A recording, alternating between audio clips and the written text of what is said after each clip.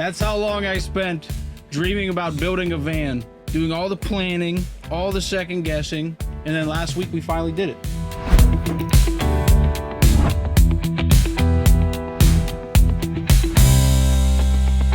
So 1 week in, I sweat through my sheets, nearly hit myself at a speedway, and we got trapped in a wildfire. This is the reality of 1 week in the van. At first, it was all hype.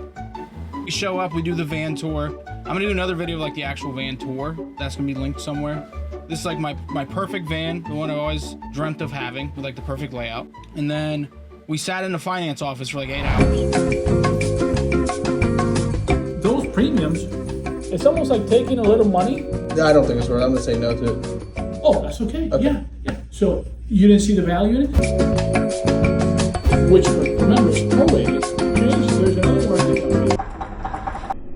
I'm gonna do another video on how to finesse the van finance guy. I'm gonna show you all their contracts. I'm gonna show you how not to get scammed by the finance guy. Hey, look at this. So after 5 years and 7 hours with the finance guy, we took off. Have fun in Florida.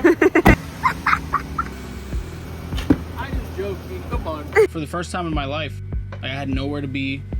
I had nothing to do. So we were like, F it, let's go to the Keys.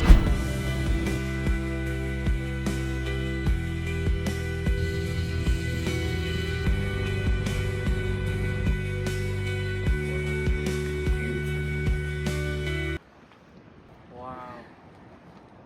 Look at that.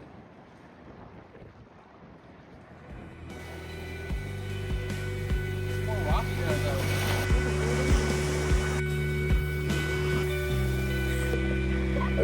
That's a good one. That's so cute.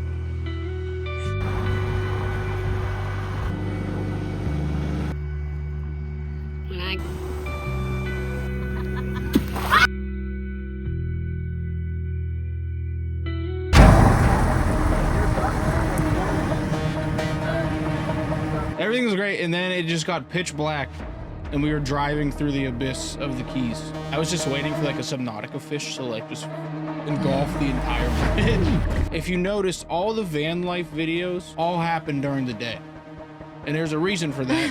It's because at night, that's when all the bullshit happens. When you're trying to find parking, you're trying to find a place to shower, to eat, all the stuff you do after like a long work day. You have to do that now in the van. Okay, so we got fruit salad. There's a lot of strawberries, but blueberries. We didn't eat the watermelon because I didn't cut it up. That'll be tomorrow. Rotisserie chicken, lettuce wraps with cheese. Vegetable medley in the back. You got bell peppers, cucumbers, carrots. It's very healthy. And super easy. It's very healthy. Oh, you look so good. You look orange. Let me see. I like orange, like tan. What's up, y'all? I just got off my shit at the factory, the chocolate factory. I'm the head Oompa Loompa there, because I can put them in line, because I'm way bigger than them. They don't know see what's coming. One of the biggest Oompa Loompa in town. So anyway, it's van day number 1. Woo! It's 8 o'clock. We're about to finish our trip to Key West. Do some stealth camping.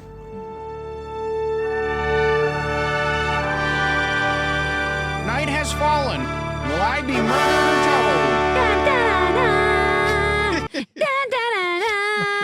You realize there's a few options to park. We tried finding a random park, like public parks, where kids go to play on the slide and where pedophiles go to get some. But I think we realized pretty quick parks are actually really, really sketchy at night. Okay, there's this option, this parking lot. It looks kind of, to me, it looks like a place you get mugged and killed. Okay. My gut telling. You know what I mean? All like right. You're on the news and they're like, body found gutted in the high school parking lot behind the park. Well, now I have anxiety. Like Five Nights at Freddy's, because like during the day it's all happy and fun, and then at night, Fozzie Bear and Chica and Bonnie, they are sleeping in parking lots and doing fentanyl, and if you park near them, they will swarm the van and try to 1, kill you, 2, rob you, 3, you. Do your traveling through the day so that you're parked and safe before nightfall. Hey, listen, you need to do your camping during the day. As soon as you see the slightest sliver of sundown, you need to park. You need to figure it out or you will not last the night. They'll get you. The unhoused will find a house in your skin. So talking about parking needs, you need somewhere, one, you're not going to get towed or like a severe ticket for parking there. Two, you need somewhere you're not going to get killed or robbed. Three, you need somewhere where the neighbors aren't going to call the cops on you because you're like an unmarked creeper van and they have kids. And four, you don't want somewhere that has like a ton of noise or really bad smells or things like that where you're not going to be able to sleep. We looked up like 15 different places for RV parks. Most of them were sold out. We finally found one and it's like $200 a night. It's literally just to park somewhere and sleep. Because if I would do that, I would just like get a hotel. It's the whole reason I'm banning. We were told you could just back your van up on a beach somewhere. That wasn't anywhere. In fact, there was millions of signs that said, do not park on the beach. You will be towed. No parking. No parking, tow away. No parking. Trying to find a fucking place to park. We're both tired and kind of crabby. So much planning. And if you don't do that early, you end up just fighting and arguing and you end up miserable. And it's 1 in the morning. We still don't have a parking spot. We don't know where we're going to sleep. Like we found this random road. They're doing construction. We're parked right here. And then we're on the beach. This is so cool. So cool. I'm kind of scared to be overnight camping here. But there were no signs that said we can't, for one. Yeah, so I think we're going to be fine. If anything, police knock on the door. And we're good with somebody to sleep. So I have my gun if someone tries to rob us. Ready? Yeah. Well, we were taking a dry bath tonight. It smells really bad. Is it me? I smell that bad. She making the bed. She making the bed. She making the bed for the first time.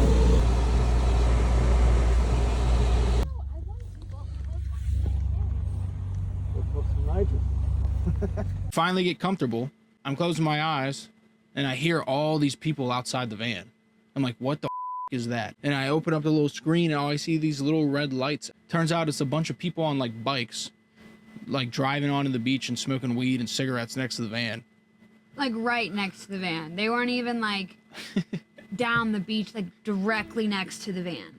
It was hot, sweaty. People were outside the van. Gnats are biting us.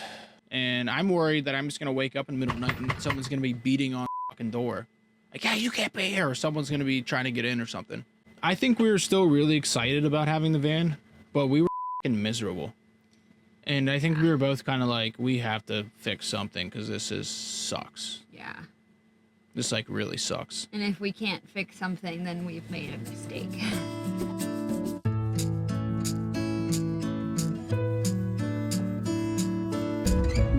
Come on, sleepyhead. Oh. Hello?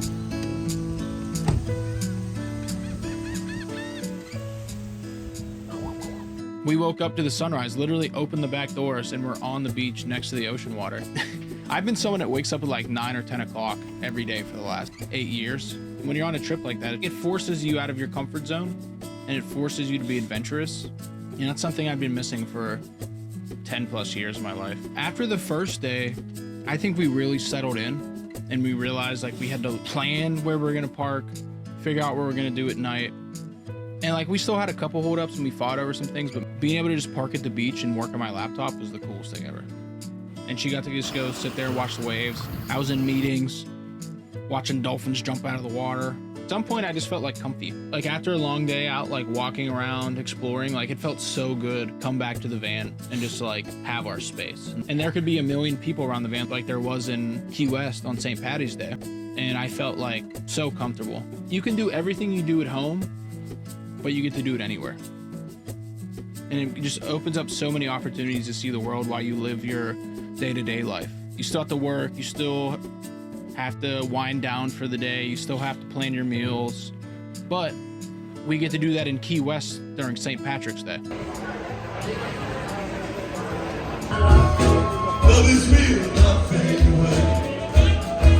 Just like that sense of freedom. I can just get up and go wherever I want. I don't have to be anywhere. See all these things that you want to do, and you add it to a list, and then You go do it. you go do it for as long as you want, and no one can tell you anything. We're finally comfy, and we're ready to leave, and the keys catch on fire.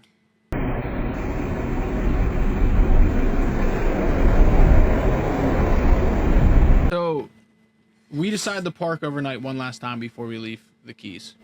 Something's on fire. I don't know what it is. It smells like shit though. Thank God for Speedway. We're parked right over there. It's like 1 in the morning and there's smoke everywhere. And Kaylee goes, I think someone's barbecuing. I'm like, bitch, it's 1 in the morning. That's a fire. It's either a house fire or something is on fire. I thought somebody got hungry. Highway 1 is the only way in and out of the Keys. So we basically have to drive out of the Keys while there's an active wildfire on both sides of Highway 1. That road's down. You can't get out of the Keys, which is really scary. And that's actually something we thought about while we were there. Kind of horrifying to think that, like, this place gets hit by hurricanes pretty often. And these people live here full time. There's no shelter that you can take. There's no higher ground. There's no nothing. It's just you and the water. And that's the nice thing about having the van is we were able to get out because we don't live there. We left the Keys as it was on fire. And 2 hours later, we saw over the news and social media that the whole Highway 1 was shut down. So, like, we barely made it out, which would have shut down all of our travel plans. Bathroom, we didn't want a bathroom in the van. We didn't want to shit in the van because it's like a lot more work to clean out. So we were just like, we're only going to pee in the van and we're going to park near like gas stations, Starbucks and stuff to poop. And that honestly worked out for us other than me shitting myself one of the nights. And why did you yourself? Dude, I laid down next to you. You're sleeping. And my stomach just goes, oh.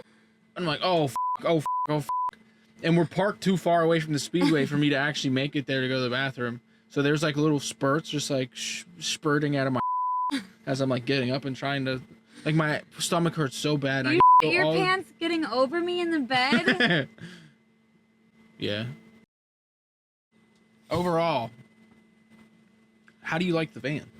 I love the van, honestly. I feel like once we're in it for more than like 2 or 3 days, we really get into a groove and a routine and figure out like what system works best for us.